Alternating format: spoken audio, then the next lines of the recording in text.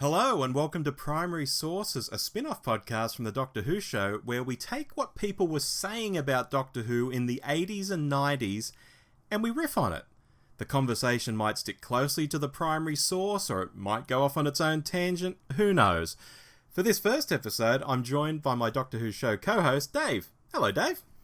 Hi, Rob, and I know literally nothing about the letters you've picked. I don't know where you've sourced them from. I am a complete blank page, so I am excited by the opportunities and terrified I'll have nothing to say. Yes, I think you'll be fine. Because listeners, what I've done briefly, and we won't explain this at the start of every show, we're going to try and keep these nice and quick. Indeed, you just heard the 1 second theme music, for example. I'm going to take Doctor Who Monthly, or Doctor Who Magazine, as some people call it, and take letters from the 80s and 90s, primary sources, what people were saying back in the day. And I'm going to read them to you, Dave. Yes. Someone might be writing about Earthshock. You, Dave, might comment on, what the letter had to say. You might give us your own take on Earthshock. You might want to talk about 80s Cybermen stories and then talk about Silver Nemesis more than you talk about Earthshock. Anything could happen. It's really up to you where you want to riff after we read the letter. Someone out there will be able to analyse my entire psyche by seeing which random path my unedited stream of consciousness goes down. So this is thrilling and terrifying. Let's get into it. Excellent. So, Dave. Yes. It's March 1985. Right. This letter is called American Support. During the recent Doctor Who convention held in Chicago, John Nathan Turner was asked if there would ever be a Doctor who did not have a British accent. The audience, in response, vehemently booed the questioner, and when Mr. Nathan Turner, in answer to the question, said no, he received a large and very enthusiastic round of applause. Colin Baker, likewise, was applauded when he remarked that the Doctor doesn't have a British accent, but rather a Gallifreyan accent, which to the untrained ear sounds British. I think that this question and its response bring to light a point that should be emphasised. It is the distinctly British flavour of the show and the aspects of the character, direction and story brought to it by British actors, directors and writers that make Doctor Who what it is. Therefore, it seems unfair to me that Chicago should steal away the stars of Doctor Who during the month of November, which, as the people at the convention reminded me, is Doctor Who's birthday, for its yearly convention. Every Doctor Who fan is deeply indebted to Britain for the show's existence and for keeping the show alive until the rest of the world could come to appreciate it.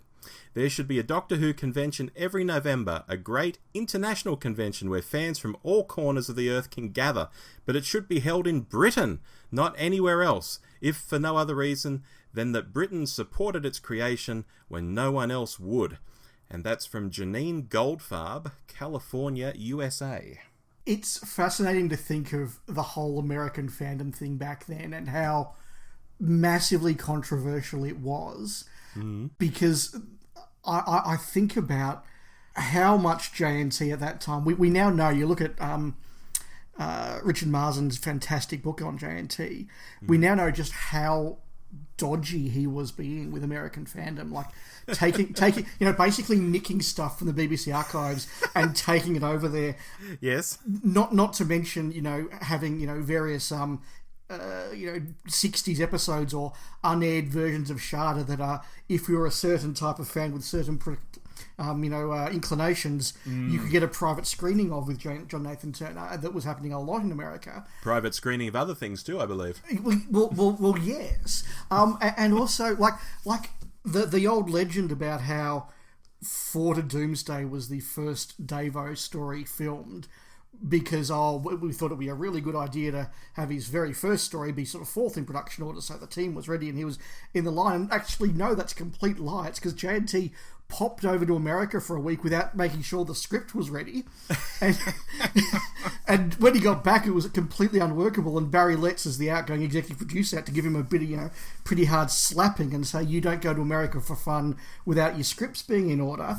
Mm. It's also amazing that this is the middle of the whole Perry thing, which is meant to be, JNT's let's get the Americans on board by having a Yank in the series. Mm-hmm. And clearly none of them wanted a Yank in the series. They wanted it to be English. That's exactly right. So My question at the back of my mind was this whole thing about Doctor Who's Britishness.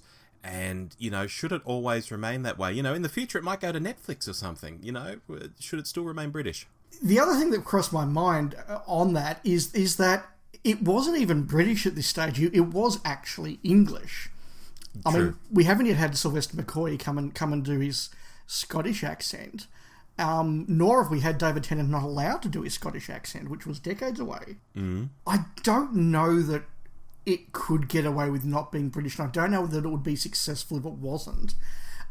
I'm kind of thinking about when J.K. Rowling sold the rights to the Harry Potter films, and her stipulation of that was the cast needs to be English. And even when they made the McGann movie, the stipulation was that at least the Doctor needs to be English, or at least British, and everybody else, the studio insisted, well, therefore the companion and the master and everyone else must be American, because they're trying to sell it to an American audience. And okay, I'm going to put this back to you then, Rob, in the form of a question. The people who kind of watched Doctor Who as a cultish, niche-ish audience on BBC America or the various versions of it in the 80s, sure, they love it. Do mainstream Americans in prime time expect an American lead? And therefore, is its potential limited? Well, given the propensity for the US to remake perfectly good British programs just so they can have US leads, I'm inclined to say that the mainstream probably does expect a US lead. Yeah, so would Doctor Who be successful with the traditional Doctor Who audience without a British lead? No. Do I think it can ever really strike the mainstream in America without an American lead? Probably not. I mean, even for all the success that the show's had in America, particularly under the Matt Smith era, where it really sort of burst out there at the end of the Tennant, start of the Matt Smith era, it was the most popular show on BBC America, which is kind of like, here being the most popular show on SBS. Like, it's still not a huge audience range, and it is sort of still in that cultish vibe. I think that there is a limit to the American audience. Kind of like Trek. Although it was watched in the UK, and it certainly has fans in the UK, I've never really encountered a strong British Trek fandom. No, it's certainly there, but not as strong as the US, that's for sure. No, I think it is kind of like Who is in America. Whereas in Australia, because we kind of have that mix of British establishment and British culture that sort of settled the country and all the rest of it, but we also have a very close American tie, and we also share that very large frontiers type country mentality that America has. So something like Star Trek, I think, resonates with us a lot more than it would with the British. Yeah, that's interesting, but I've always been very, very fascinated by those big American cons, particularly those Chicago cons. Oh yes, they must have just been the most amazing thing, and certainly I heard stories the night that myself and friend of the podcast Richard and a couple of others took Fraser Hines out for what was meant to be a polite interview for the Club magazine, and ended up being several bottles of wine later, just us getting hammered together, which was kind of fantastic. Fraser told these stories about going over to these conventions back in the 80s, and there were security guards everywhere, and they would be escorted from the hotel room, and in the evening he and Nicola Bryant snuck off to the hotel bar at one convention to have a drink. And the minders would come over, you can't do that, you can't do that. And he was like, no, we're going to have a drink. And they said, well, maybe a glass of wine with your meal. He's like, no, we'll start with a bottle, thank you very much. And I actually can't repeat the phrase that he said about how shocked they were, because it is not broadcastable. But okay, he just said this whole mentality of them, literally round the clock guards and just managed in a way that UK fandom wasn't. It must have been bizarre. Should we try another letter? Yeah, let's. All right. This one's called Keep It Under Your Hat. Right. Since you started previewing forthcoming stories in 1981, the previews have improved greatly until this year. Is it really necessary to give away the whole plot of every story before it's even shown on the television? I know now almost the entire storylines of the first two stories, especially Attack of the Cybermen. What you haven't said has been so broadly hinted at that anyone could guess what's going to occur. You point out the appearance of the Cybermen a year before Mondas reappeared, stating they've not discovered time travel. Then in the next paragraph you talk about the story being set in the sewers. It's therefore blatantly clear that these Cybermen are the ones remaining from the attempted invasion of 1975. In future, could such knowledge be kept to yourselves? Surely the success of Keeper of Traken and Earthshock has shown the popularity of a surprise appearance by old enemies, so why was it not possible to keep secret the return of the Sontarans, and the fact the Master survived to appear in Mark of the Rani? Since Doctor Who magazine began its new format, I think it's greatly improved, and the standard of features has dramatically improved, especially in comparison to the patronising features of the early Doctor Who weekly, which were both irrelevant and sycophantic. Never fall back into the trap of dismissing deserved criticism as well as deserved praise. Also, the presentation of the magazine is better, and I generally like the book reviews and agree with them, although I fail to see how the story of the invasion could be both the classic Cyberman adventure and 6 issues later an overlong romp. Also, I protest at the attack on Ian Marter, who has been excellent, with the exception of Enemy of the World. That's from Richard O'Hagan, Sutton Coldfield in the West Midlands. A few strands there to pick up on, Dave. Which one do you want to go for? Look, one quick one to start with is it's fascinating to think about how much detail they went into in DWM and still got stuff wrong. Yes. Because I can remember at about this time, probably a couple of years later, my main source of news being, again, the local fanzine, which was literally, you know, people just sort of getting hints from stuff like DWM and writing it up, and getting it sometimes massively wrong. And I once asked Mark, who at the time edited a lot of the news section for this, about it sort of, you know, 20 years later, and he fully admitted that he made some of it up. You know, he just saw that, you know, the title was, you know, Time on the Rani, and just sort of went, oh, I'll just make up a few things about what I think it could be. And and we had no idea. But my more serious comment is that this is that really big tension that Doctor Who has always had between wanting to get people to watch the show and wanting to surprise the viewers. And I think that the season that they're talking about there is actually a really, really good example of that. Would it absolutely have been a great surprise to repeat the Earthshock thing and just call the story Attack or something, or, you know, Invasion of the Cryons or something, and had the Cybermen been a big reveal? Absolutely. But if you're trying to basically launch the new season, the first Colin Baker season, and your big opener is the Cybermen, well, you kind of want to call it Attack of the Cybermen and make sure everybody from the biggest fan down to the most casual viewer knows that you want to get there. The same with the two Doctors. You know, if you've got Patrick Troughton, you don't want to hide that and call it, you know, what is it? The Andrew Gum Inheritance, which was the working title. Like, you know, you've got Sontarans, you've got Patrick Troughton, you've got Fraser Hines. You want it to have a title that makes people look and watch it. And again, I'm getting very tricky on this thing, but I once saw an article that compared the way Who did this to Trek. And for example, there was a story that they that's called Second Chances in Next Generation. And they said if that had been a Doctor Who story, it absolutely would have been called The Two Rikers. Right. Because you want to make that sort of thing come into it. But even Trek did it a bit. You know, the fact that they use Q puns in every Q episode was clearly a way of saying to casual viewers, hey, John Delancey's back, you'd all love Q, tune in and watch. They try to work in the Borg name into titles where they could, but they weren't. So, and of course, Doctor Who, you know, famously does it with the Daleks. You know, if you've got the Daleks, you're doing that because you want audiences to tune in, so you put something of the Daleks in the title, and it still happens today. I mean, when the series came back, they called episode 5 or 6, whatever it was, Dalek, like for a reason. You know, ladies and gentlemen, after 20 years, the Daleks are back. You know why? Because the episode's called Dalek. Exactly. And something we mentioned on the show recently, modern Doctor Who even does this to a degree, where you'll have a cliffhanger where the Doctor or a companion's being threatened, and then it's like, next time! And we see said Doctor or companion, you know, skipping through a field, having a jolly time. It's like, oh, well, they certainly get out of it, don't they?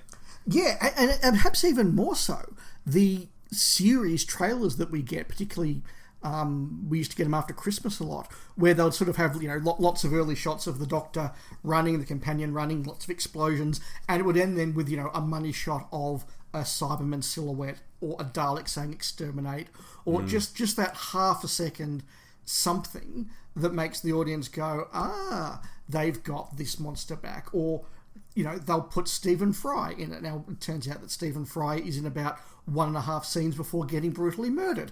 And then it's over. But Stephen Fry is at the front and centre of it. There's always this demand, and it's perfectly reasonable, to try and get people to watch. And that has to beat surprise. We look back now at the legend of JNT not letting anybody know the Cybermen were in Earthshock.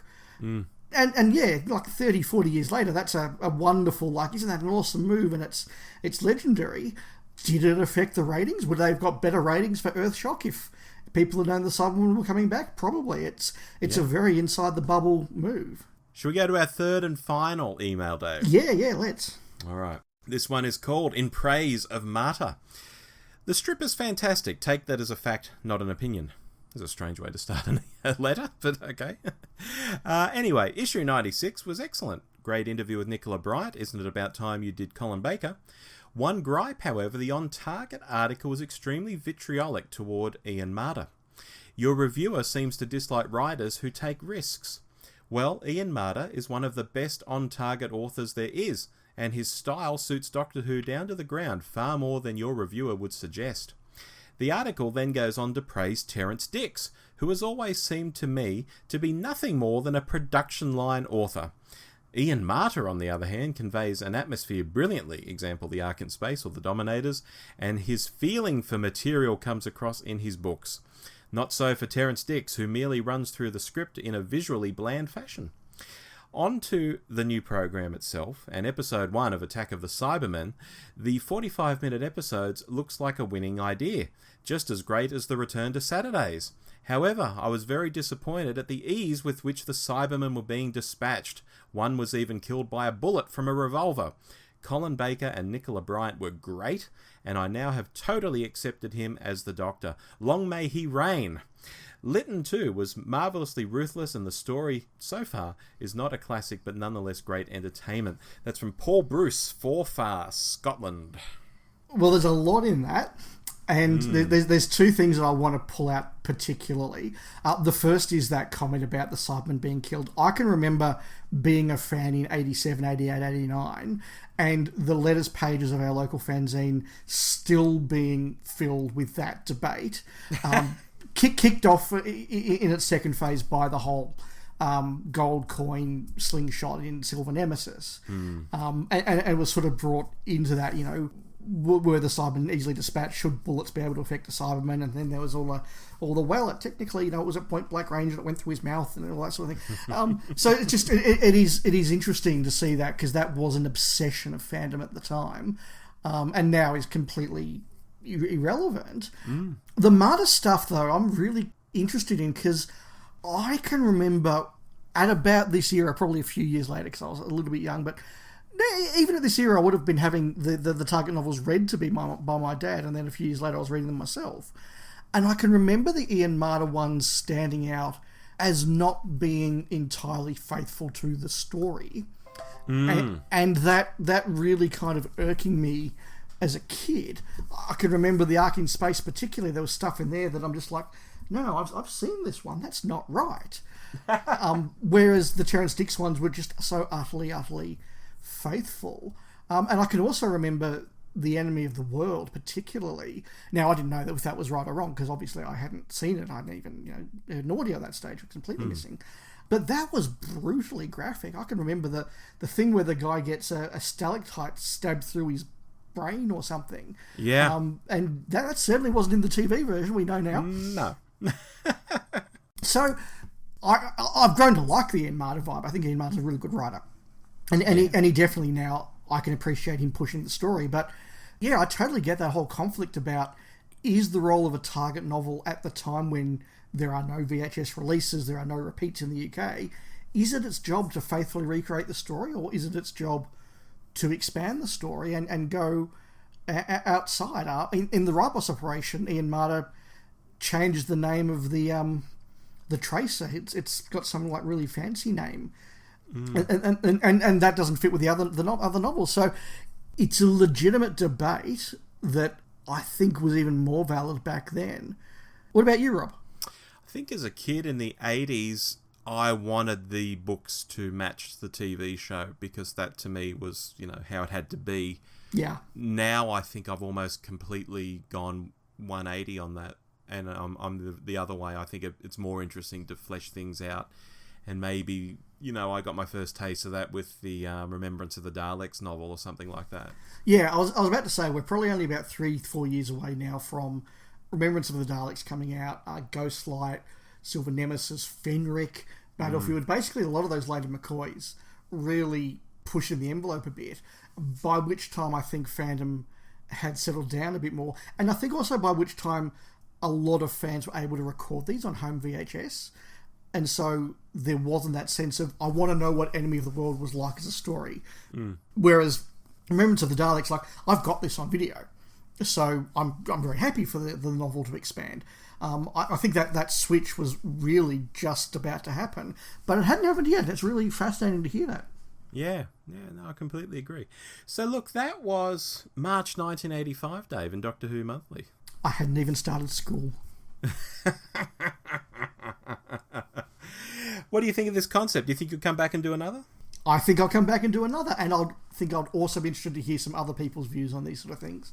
Yes, that's what we do want to do. We've started hinting at this on social media, but as well as Dave doing these with me, we want to reach out and, pluck some people out of our audience, maybe people we've spoken to in the past. Certainly we have some ex-co-hosts I'm sure would like to do that, but also some listeners who have probably got something to say. If you've got a microphone and you can record yourself, talk to us. We'll see what we can do. Yeah, absolutely. But look, these are meant to be short and sweet, so until our next whatever it comes on the feed, we'll talk to you soon. We certainly will. See ya. Bye.